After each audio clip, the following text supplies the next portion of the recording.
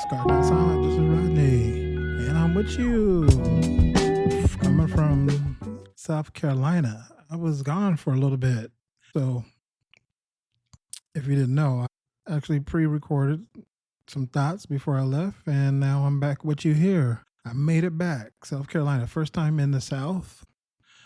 I guess it's debatable because I thought Florida was the South, and I get debated that Florida is not the South.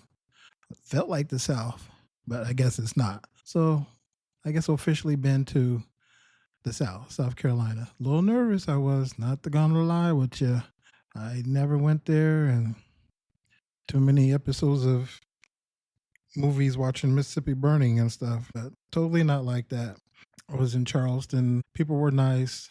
We stayed in the town, went to the swamp, and actually did a little boating in the swamp with my wife. So just her and I in this boat. She knows how to canoe pretty well. She knows how to navigate the waters. She does paddle boarding. I do not. I know how to swim, but I'm not trying to swim in the swamp. There was like real gators in the swamp. Didn't see any, but definitely let us know that there was gators in the swamp. Took 45 minutes, went around. It looked like the swamp. Didn't really stink. Seen some ducks. None of them disappeared. So I don't know where the gators were at. But we made it back after our 45 minutes. And my wife allowed me to practice. And I just was going all through the swamp. I was going the wrong way. I was trying to back up. It was like I finally got it.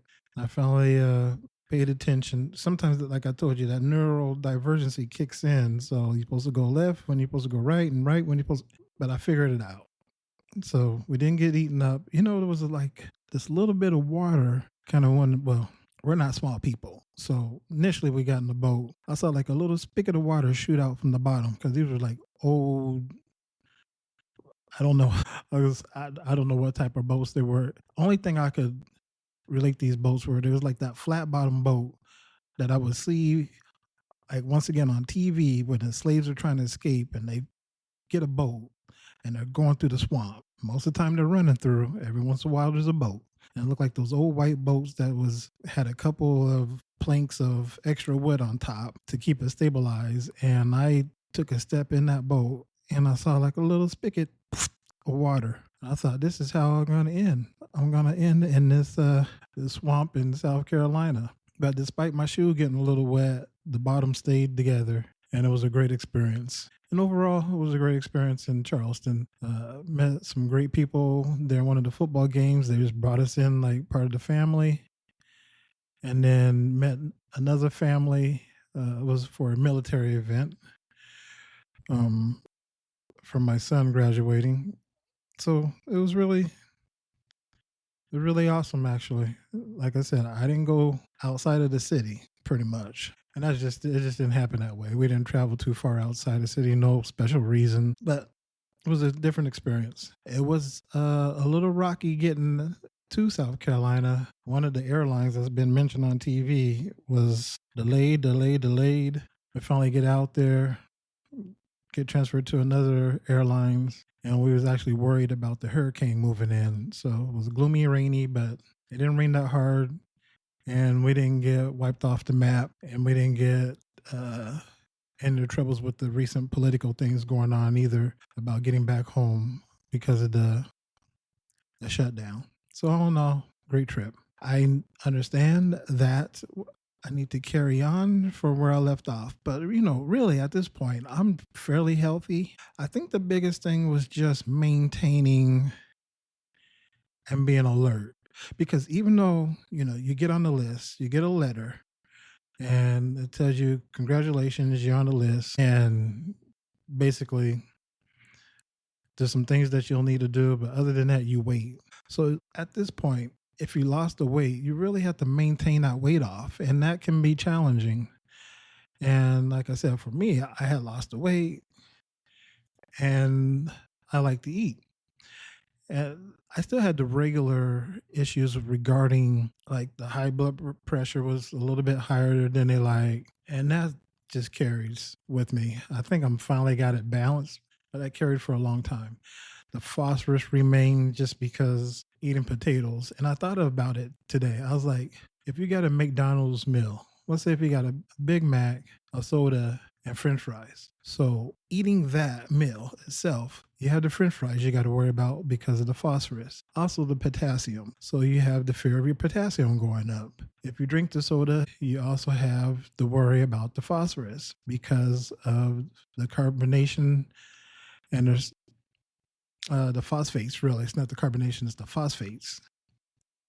Thinking about that, this other alternative, Fanta, is the better alternative for you, is to have Fanta sodas. There's less phosphates in the soda. And then you look at the burger itself and the fries, you have high sodium intake. So that can shoot your blood pressure up. Also, you want to look at if you have cheese on it.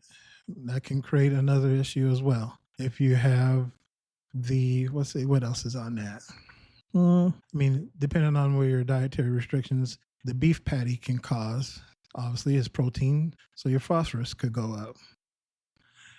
And it just kind of makes you have to stay in balance. Like you can eat it, but you may have to take a binder with your meal. So that's where I kind of was at, just keep and maintain. I had to realize that if I ate this, what would be the effects? What would be the effects of me eating this? Effect meaning that I eat this meal, it may cause me to take more medication. Okay. The effect would be like the change. So if I worked out, the effect is I would change my health. So it's just keeping things into perspective. I know that if I go with the family and I already had a McDonald's meal, and it's not just McDonald's, it's whatever fast food meal, and even the meals at the house. But this is just for instance. And then I go and get a ice cream cone while I'm walking down the street. Well, now I know that I have up to my phosphorus again. Maybe some people may have some calcium issues. So maybe you have to watch your calcium. So it's all these things that you think about. And that's where I was kind of at. I was kind of at the point where I was doing really good, but it was most important to remain stable in my routine, to keep it consistent, if you will. There's some wiggle rooms based off your labs that you can do. And you could talk to your team about that and say, hey, every once in a while, I would like to have a slice of pizza. Okay, have your slice of pizza. Can I have soda? We don't, maybe they say, we wouldn't recommend having a Coca-Cola, but go ahead and have a Fanta, for instance. So it's just those subtle changes in your diet that can mean a lot with the outcomes of your results. I think that's most important during this time as you're waiting for that kidney or whatever your organ that you're waiting for. And that might be applied to life in general as well. But just more specifically, just speaking about the weight and how to maintain that and how to remain stable within yourself. Because so many people, especially San Diego, was tough because everybody wants to come out and see you in San Diego. Once you move back to Arizona, nobody want to come see you in Arizona. It's too hot. It's still 100 degrees. It was like 2 days in a row for 100 degrees. Nobody's not coming until Jingle Bells start playing. Then they might come out to start playing. If maybe you got Hanukkah and you got some latkes cooking, and they'll come over for some latkes. But outside of that, nobody want to deal with you during the summer in Arizona. It's too hot. Too hot. It is so hot in Arizona, you don't even want to go swimming. That's how hot. Because the water's warm still. If you don't have money to get, different types of temperature control, you're just taking this